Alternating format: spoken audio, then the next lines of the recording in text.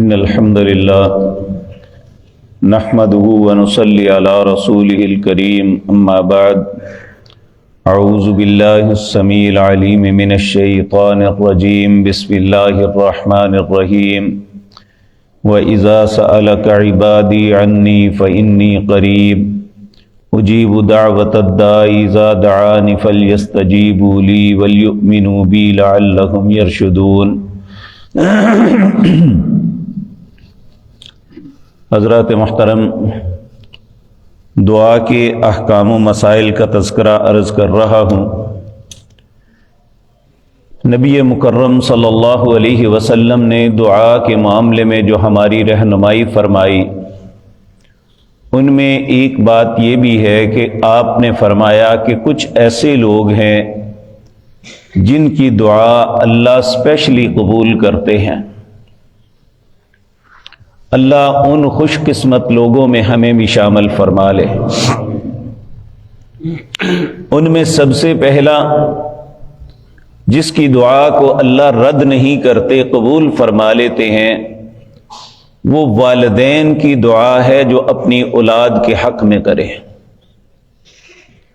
اور یہ بات ذہن میں رکھیں، والدین کو رسول اللہ صلی اللہ علیہ وسلم نے یہ بات ارشاد فرمائی کہ اپنی اولاد پہ لعنت نہ کریں، اسے بد دعا نہ دیں۔ آپ نے ایک شخص کا واقعہ تذکرہ کیا کہ پہلی امتوں میں ایک نیک انسان تھا جس کا نام جریج تھا۔ یہ شخص اللہ کی عبادت کے لیے ہی اپنے آپ کو خاص کیا ہوا تھا، شہر چھوڑ کے جنگل کے اندر ایک جھونپڑی بنا کے اس میں رہتا اور اللہ کی عبادت کرتا۔ ایک دن اس کی والدہ کو اس سے کوئی کام پڑا، وہ اس کی جھونپڑی میں آئی، اس نے آ کے آواز دی، یا جریج یا جریج۔ وہ نماز پڑھ رہے تھے، دل میں سوچا اے اللہ، ایک طرف تو ہے ایک طرف ماں ہے۔ پھر دل نے فیصلہ کیا کہ اللہ کی ذات کی زیادہ حقیقت ہے، اس لیے مجھے نماز پڑھنی چاہیے، نماز کے اندر مشغول رہے۔ ماں آوازیں دے کے چلی گئی۔ اللہ کی قدرت کے کچھ دن کے بعد پھر وہ آئی، آ کے آواز دی تو اس وقت پھر وہ قدرتی طور پہ نماز کے اندر مشغول تھے۔ انہوں نے اپنی نماز کو جاری رکھا، ماں کی بات نہ سنی، حتیٰ کہ تیسری مرتبہ بھی ایسا ہی ہوا تو ماں کی زبان سے بد دعا نکلی کہ جا تو کسی بری عورت کا منہ دیکھے۔ نبی کریم صلی اللہ علیہ وسلم نے فرمایا کہ وہاں پہ ایک عورت نے ایک ناجائز بچے کو جنم دیا۔ لوگ اسے لعن طعن کرنے لگے کہ تو نے یہ کتنی بری حرکت کی ہے، یہ کس کا بچہ ہے؟ تو اس عورت نے جھوٹ بات کہہ دی، کہنے لگی یہ جو بڑا صوفی بنا بیٹھا ہے نا، یہ اس کی کرتوت ہے، اس نے ایسا کیا ہے، نعوذ باللہ۔ لوگوں نے اس بات کی کوئی تحقیق نہ کی، کچھ نہ کیا، جا کے اسے مارنا شروع کر دیا۔ وہ بار بار پوچھتے میں نے کیا کیا ہے؟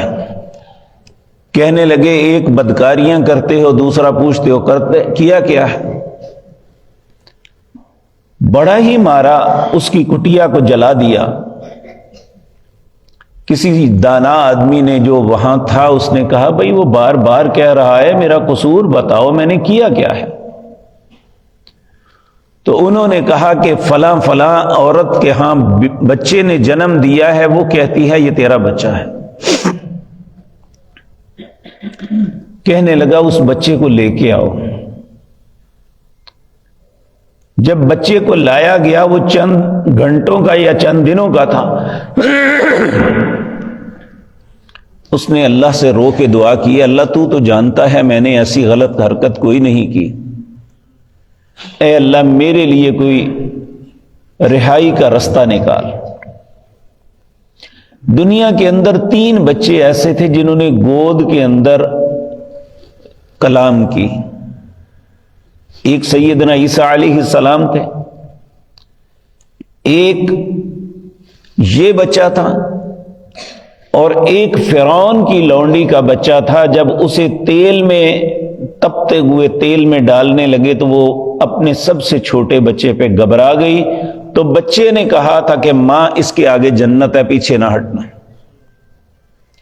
جب جریج نے اللہ سے دعا کی تو اس بچے نے ماں کی گود کے اندر بول کے کہا کہ میرا باپ یہ نہیں، فلاں چرواہا ہے. پھر لوگوں کو احساس ہوا تو بڑی منتیں کرنے لگے، کہنے لگے تمہاری کٹیا سونے کی بنا دیتے ہیں. کہنے لگا مجھے کسی کی ضرورت نہیں ہے، مجھے احساس ہو گیا ہے کہ میری ماں نے مجھے بد دعا دی تھی جو میرے سامنے آ گئی. تو عرض کرنے کا مقصد ہے کہ والدین کو رسول اللہ صلی اللہ علیہ وسلم نے حکم دیا کہ اپنے بچوں کو بد دعا نہ دو، بلکہ جب ہم اپنے پہلے لوگوں کو دیکھتے ہیں، اپنی دادیوں کو، پہلے بزرگوں کو، اگر بچے بہت کچھ بھی کرتے، بہت تنگ بھی کرتے، تو وہ کہتے اللہ تیرا بھلا کرے، اللہ کرے تینوں کچھ نہ ہوئے. یعنی بد دعا اس کا تصور ہی نہیں تھا. آج بات میں ہوتی ہے، ہماری بہنیں بیٹیاں گالی، لعنت یا بد دعا زبان سے پہلے نکالتی ہیں. تو والدین کی دعا وہ اچھی ہے یا بری، اولاد کے حق میں اچھی ہوگی تو اس کے لیے خیر ہے. تو سب سے پہلے وہ لوگ ہیں والدین جن کی دعا کو اولاد کے حق میں اللہ رب العزت قبول کرتے. اسی طرح اولاد کی دعا بھی والدین کے حق میں قبول ہوتی ہے. اللہ نے حکماً اولادوں کو کہا وَقُلْ رَبِّ ارْحَمْهُمَا كَمَا رَبَّيَانِي صَغِيرًا، تم کہو اے اللہ میرے ماں باپ پر اس طرح رحم کر جس طرح بچپن میں مجھ پہ کرتے رہے. تو عمومی طور پہ یہ ہوتا ہے، اگر خدا نخواستہ اولاد بیمار ہو جائے یا اسے کوئی تکلیف ہو تو دوسروں کو کہتے ہیں، حالانکہ سب سے زیادہ دعا کی قبولیت کا شرف اللہ نے والد کو، ماں کو دیا ہے. اسی طرح اولاد کو چاہیے کہ وہ اپنے والدین کے حق میں دعا کرے. اللہ رب العزت نے ماں باپ حکمن کہا میرے بندے وہ ہیں والذین یقولون ربنا حب لنا من ازواجنا وذریاتنا قرۃ اعین واجعلنا للمتقین اماما. میرے بندے وہ ہیں جو مجھ سے یہ دعا مانگتے ہیں ربنا حب لنا من ازواجنا، اے اللہ مجھے ایسی زوجہ بیوی عطا فرما، وذریاتنا ایسی اولاد عطا فرما، قرۃ اعین جو میری آنکھوں کی ٹھنڈک بنے، وجعلنا للمتقین اماما، اے اللہ میں یہ نہیں کہتا میری اولاد متقی، بلکہ متقین نیک لوگوں کا امام بنا اسے.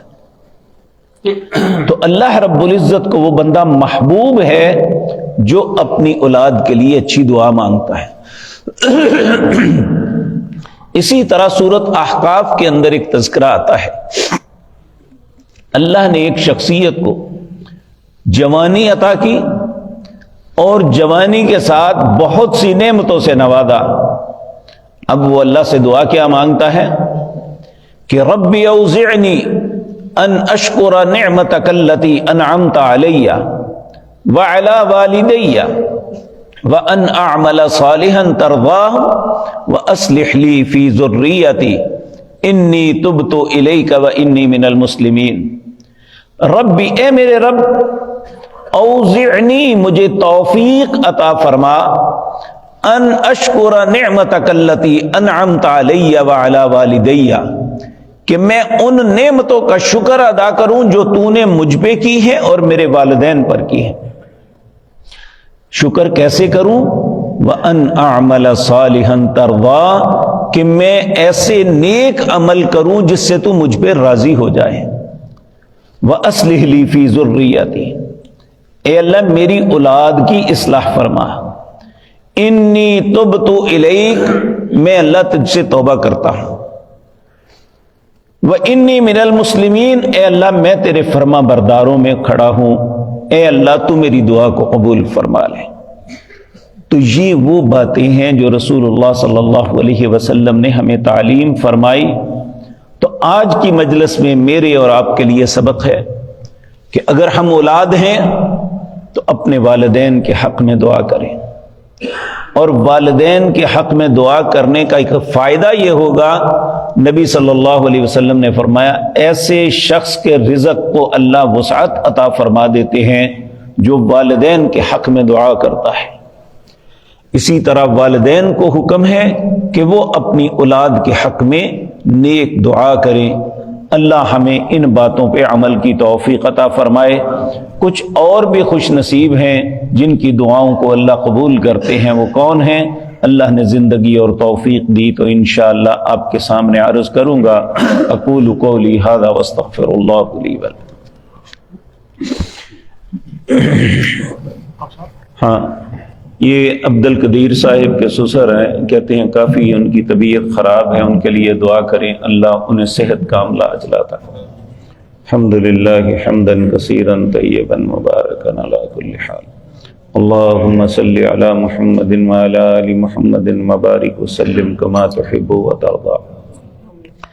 ربنا ظلمنا انفسنا وان لم تغفر لنا وترحمنا لنكونن من الخاسرين، ربنا لا تزغ قلوبنا بعد إذ هديتنا وهب لنا من لدنك رحمة إنك أنت الوهاب، اذهب الباس رب الناس واشف انت شافي لا شفاء الا شفاؤك شفاء لا يغادر سقما، اللهم اشفنا بشفائك وداونا بدوائك واغننا بفضلك عمن سواك، اسأل اللہ العظیم رب العرش العظیم ان یشفیک، اسأل اللہ العظیم رب العرش العظیم ان یشفیک، اسأل اللہ العظیم رب العرش العظیم ان یشفیک، یا حی یا قیوم برحمتک نستغیث، اللہم ارحم علی احوالنا ولا تنظر الى سوء اعمالنا، ربنا اغفر لنا ولاخواننا الذین سبقونا بالایمان ولا تجعل في قلوبنا غلا للذين آمنوا ربنا إنك رؤوف رحيم،